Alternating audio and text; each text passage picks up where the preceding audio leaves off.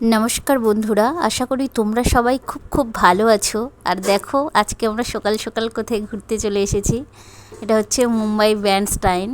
দেখো একদিকে পাহাড় রয়েছে আর অপর সাইড হচ্ছে আরব সাগর, আর তার উপর থেকে ব্রিজ চলে গেছে। দেখো কত সুন্দর দেখতে লাগছে।